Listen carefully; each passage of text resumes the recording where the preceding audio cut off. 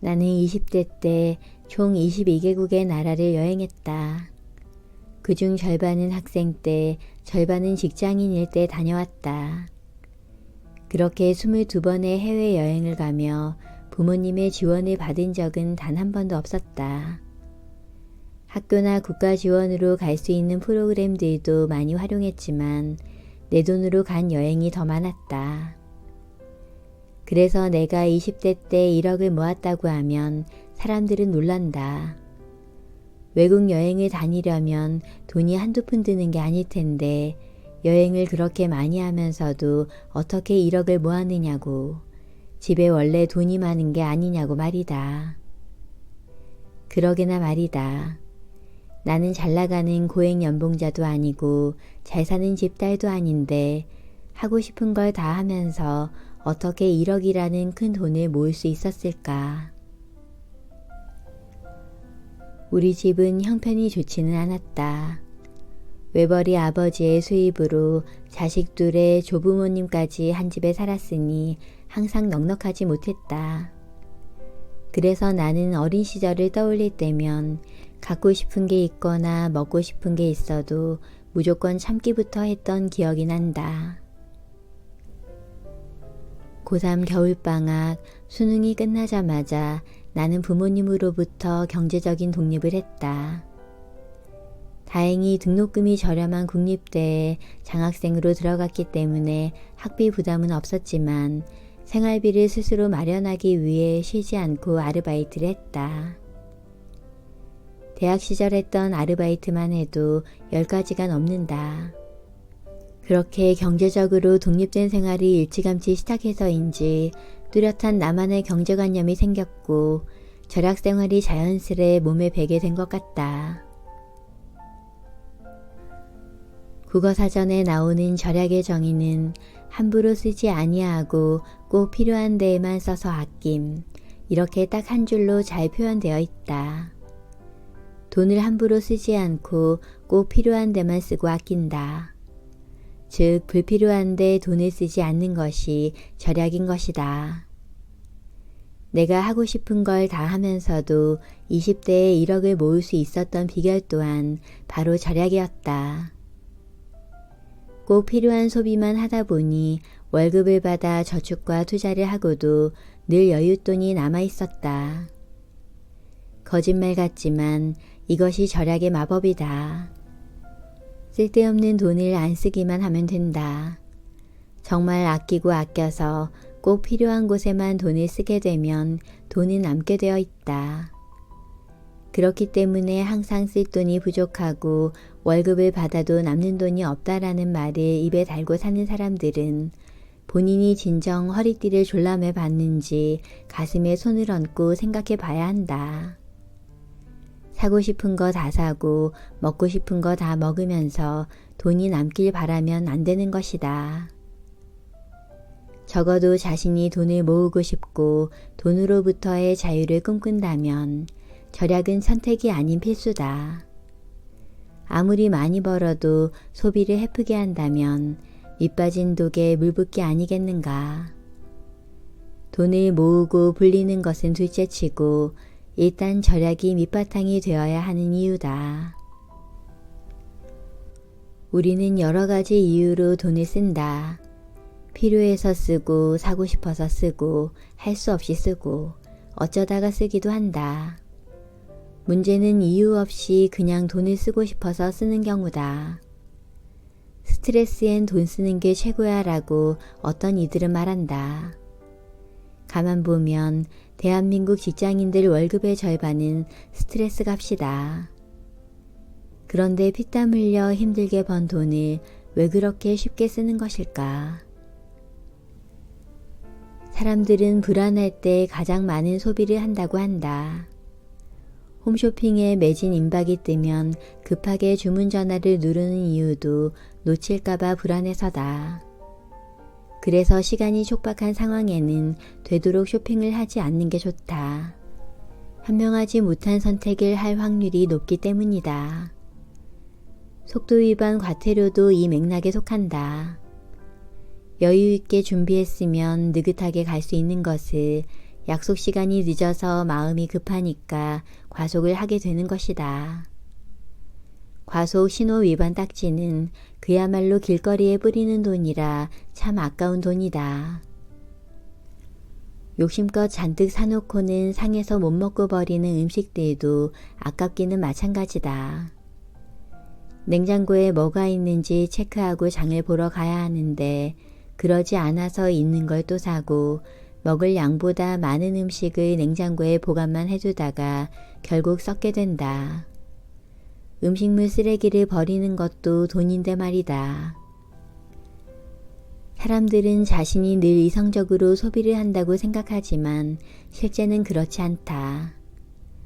어떤 물건을 간절히 원해서 사기보다는 마케팅에 홀려서 성급히 사는 경우가 많고 자신에게 꼭 필요한 물건이라서 사기보다는 남에게 돋보이기 위한 용도로 사는 경우가 더 많다.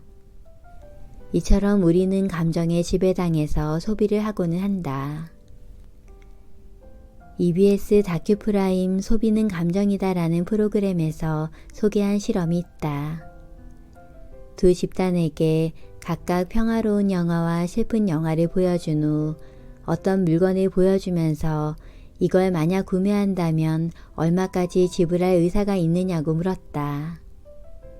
그랬더니 슬픈 영화를 본 사람들이 평화로운 영화를 본 사람들보다 4배나 더 높은 금액을 제시했다.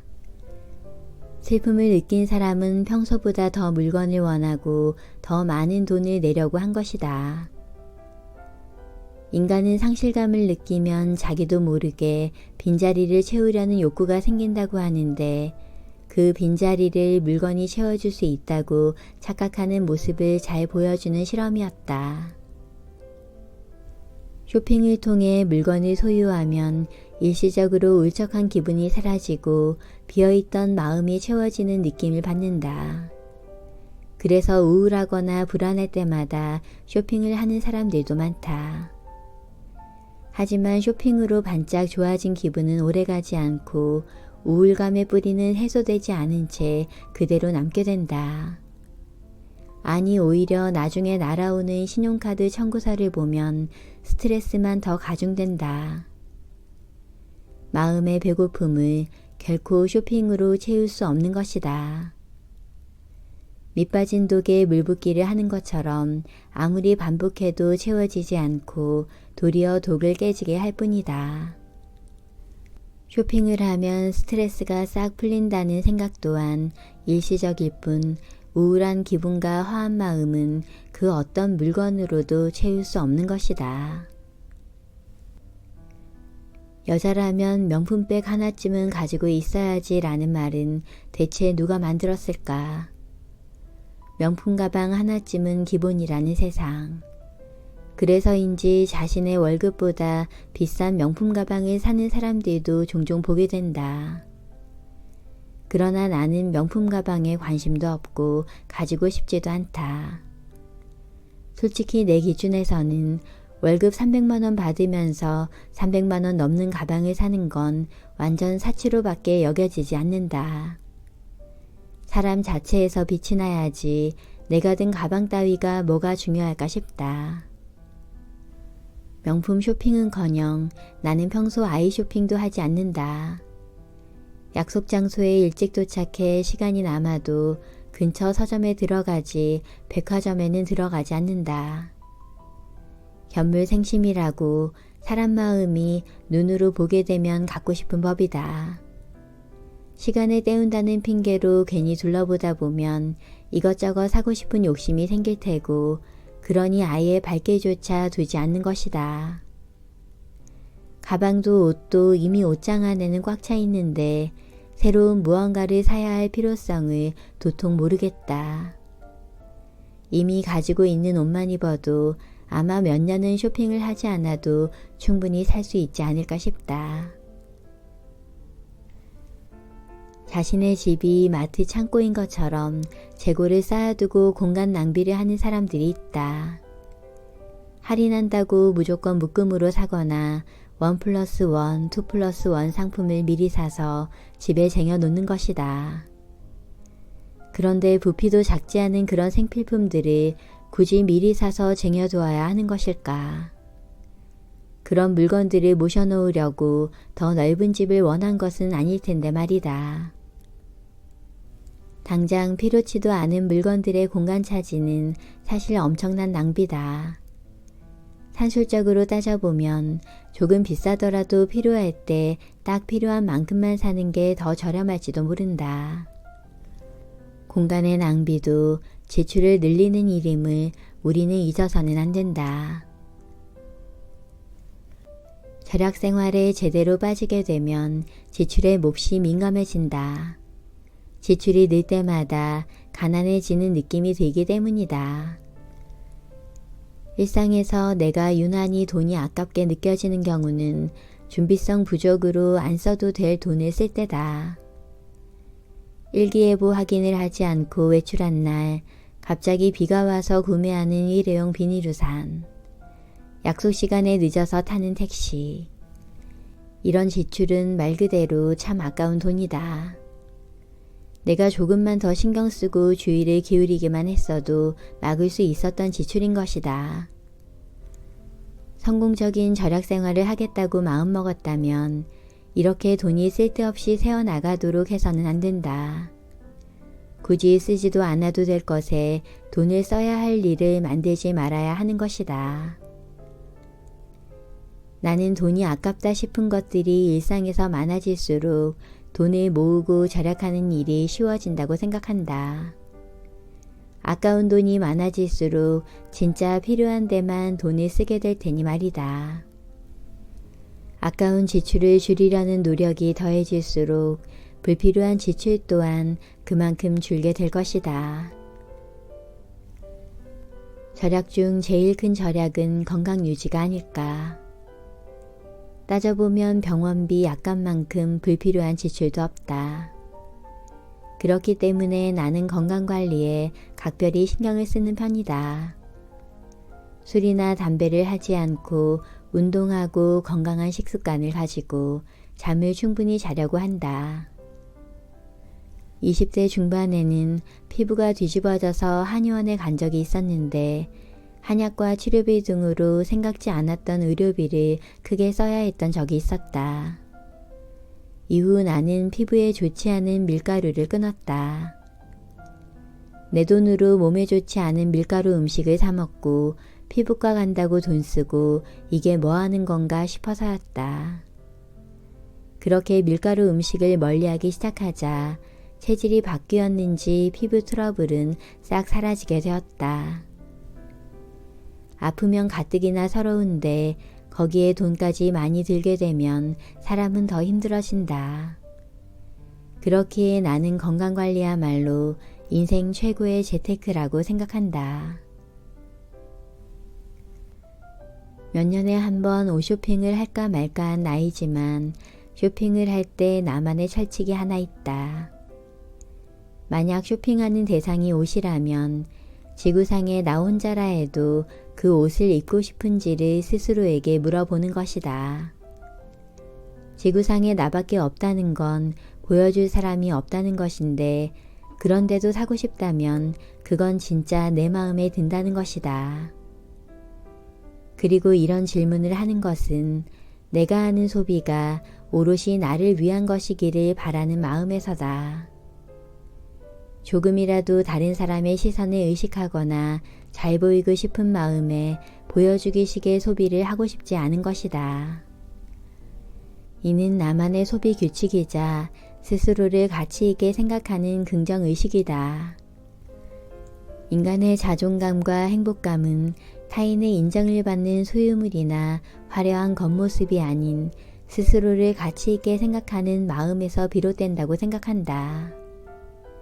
굳이 비싼 가방을 매지 않아도 우리는 모두 우아하고 비싼 옷을 걸치지 않아도 사랑받고 비싼 차를 몰지 않아도 충분히 인정받는 사람이다.